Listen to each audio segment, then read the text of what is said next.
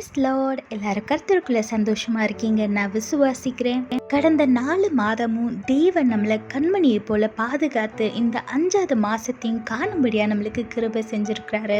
அதனால தேவன் நம்மளுக்கு செய்த நன்மைகளை நம்ம ஒரு நாளும் மறக்கவே கூடாது.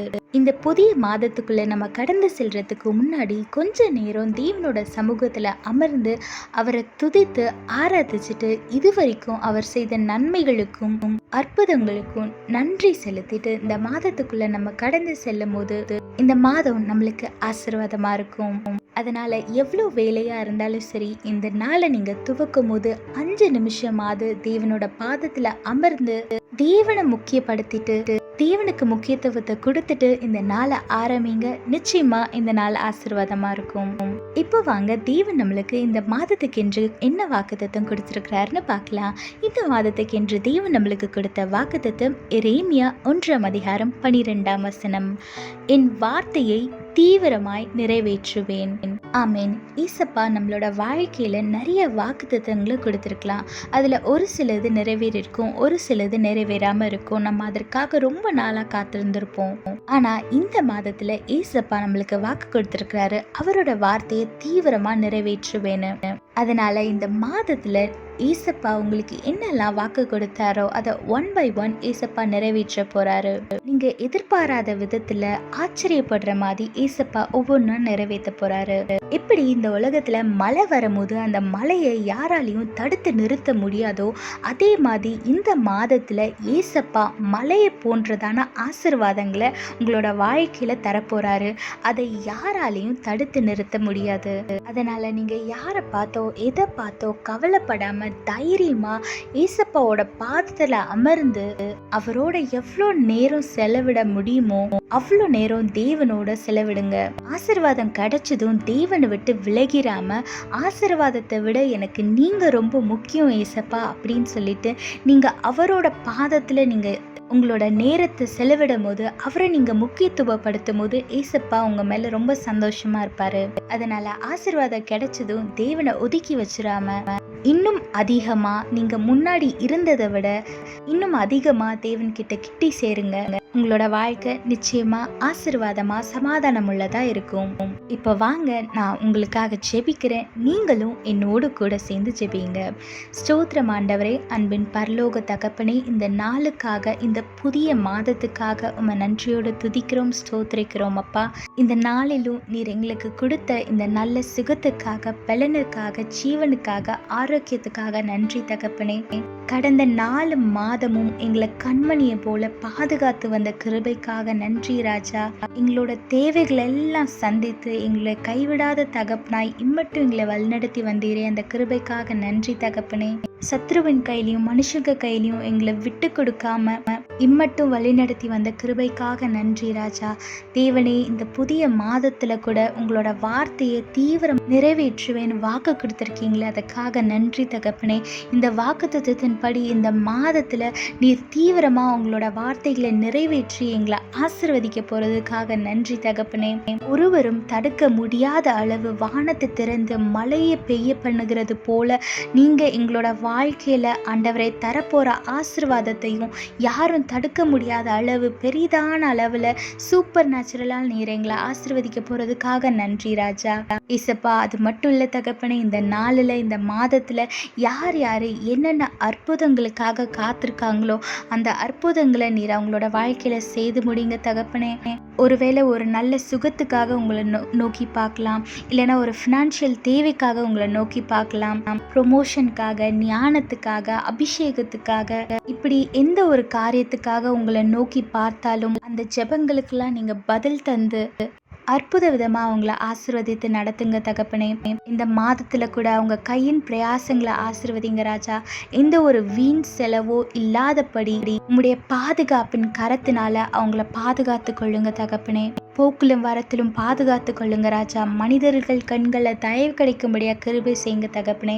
செய்கிற வேலைகள்ல ஞானமாய் செயல்படும்படியான உடைய ஞானத்தை தந்து வழி நடத்துங்க ராஜா. சூழ்நிலைக்கு ஏற்ற மாதிரி நடந்து கொள்ளத்தக்கதான சமயோகித புக்தியும் தந்து வழி நடத்துங்க தகப்பனே. இந்த மாதத்துல கூட தகப்பனே, உங்களை நாங்க ப்ரையாரிட்டைஸ் பண்ணி உங்களை முதன்மையாய் வைத்து உங்க கூட நாங்க நிறைய டைம் ஸ்பெண்ட் பண்ணும்படியா எங்களுக்கு உதவி செய்யுங்க ராஜா. ஏசப்பா, இந்த நாளிலும் ஆண்டவரே மீதியான வேலையை உடைய கரத்தில் ஒப்படைக்கிறேன் தகப்பனே. நீரே பொறுப்படுத்திக் கொள்ளுங்க, வழி நடத்துங்க, உடைய சித்தத்தின்படி நடத்துங்க. நேசிக்கிற மீட்பர் இயேசு கிறிஸ்துவின் இணை நாமத்தில் வேண்டிக் கொள்கிறோம் ஜீவனுள்ள நல்ல பிதாவே, ஆமேன். ஆமேன். எல்லாரும் கர்த்தருக்குள்ள சந்தோஷமா இருங்க. உங்களோட ஆசீர்வாதத்தை பெற்றுக்கொள்ளும்படியா ஒரு செலிப்ரேஷன் மோட்குள்ள ரெடியா இருங்க. அப்படி தேவன் உங்களோட வாழ்க்கையில அற்புதங்களை செய்யும் போது அந்த சாட்சிகளை நீங்க மற்றவங்க கிட்ட பகிர்ந்து கொள்ள மறந்துடாதீங்க. ஏன்னா உங்களோட சாட்சி மூலம் நிறைய பேரோட வாழ்க்கை மாறுறதுக்கு வாய்ப்பு இருக்கு. இவங்களோட வாழ்க்கையில செஞ்ச தேவன் என்னோட வாழ்க்கையிலையும் செய்வார்னு அவங்களுக்கு ஒரு விசுவாசம் வரும். அவங்களும் அற்புதங்களை பெற்றுக்கொள்வாங்க. அதனால சாட்சியை பகிர்ந்து கொள்ள மறந்துடாதீங்க. நீங்க எந்த சர்ச்சுக்கு போனாலும் சரி, எந்த ஃப்ரெண்ட்ஸை பார்த்தாலும் சரி, உங்க சாட்சியை நிச்சயமா பகிர்ந்து கொள்ளுங்க. அப்படி நீங்க உங்களோட சாட்சியை இந்த யூடியூப் சேனல்ல பகிர்ந்து கொள்ளணும்னு ஆசைப்பட்டீங்கன்னா கீழே உள்ள மெயில் ஐடிக்கோ இல்லை வாட்ஸ்அப் நம்பருக்கோ உங்களோட சாட்சியை ஆடியோவாவோ இல்லை மெசேஜாவோ அனுப்புங்க. நாங்கள் இந்த சேனலில் அதை கன்வே பண்ணிடுறோம். ஆனால் உங்கள் சாட்சியை மட்டும் பகிர்ந்து கொள்ள மறந்துடாதீங்க. கர்த்தர் உங்களோடு கூட இருந்து உங்களை ஆசீர்வதித்து பாதுகாத்து வழி நடத்துவாராக. ஆமென். Praise Lord. I hope you all are happy in our Christ. By God's grace, we are going to enter into the new month of this year. Our God has guided us, protected us, and blessed us in these past 4 months. So with a grateful heart, before entering into this new month, take some time to praise and worship, and with a grateful heart give thanks to all the blessings that you have received in this past 4 months. When you start this day with the presence of our Lord, this month will be a blessing for you. Now let's look at the promise that our God has given us for this month. The promise verse that our God has given us is Jeremiah chapter 1 verse 12. The Lord said, I am ready to perform my word. Amen. Our Lord might have promised us many things in our life. Some might have happened, and maybe we are waiting for some promises to happen. In these days, you are going to see the promises that our God has given in your life are going to come true. Yes, no one can stop the rain. Likewise, our God is going to shower His blessings upon you. He is going to perform all the promises that He has done to you, and it's going to come like a rain in your life. No one can stop that. The devil cannot stop it. The enemies in your life cannot stop it. No one can stop it. You will definitely receive all the blessings in your life. All the promises that He has given will happen. So don't worry about anything, or don't be afraid of anyone, because like a rain, He is going to pour His miraculous blessings in your life in a supernatural way. Get ready to receive them and get ready to celebrate the faithfulness of our God. So what are you waiting for? The more you have faith in Him, the more blessings you will receive. But the most important thing in our life is our God. He is way more important than the blessings that we are receiving. His presence is way more important than the blessing. So learn to prioritize our God in your life. As soon as you receive your blessing, don't run away from our Lord, but instead get more closer to our Lord, so that He will rejoice in you.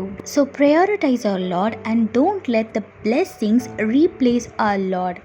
Prioritize our Lord, spend more time with Him, and live a blessed and peaceful life. And when our God does great miraculous things in your life, don't forget to share your testimony with your neighbors, your friends, colleagues, to your church members, etc. Because your testimony can change their life. If God can do this miracle in their life, He can do it in my life. They will get that faith, and they will also be blessed. So do share your testimony and be a blessing to others. God bless you all. Have a blessed and miraculous month. Amen.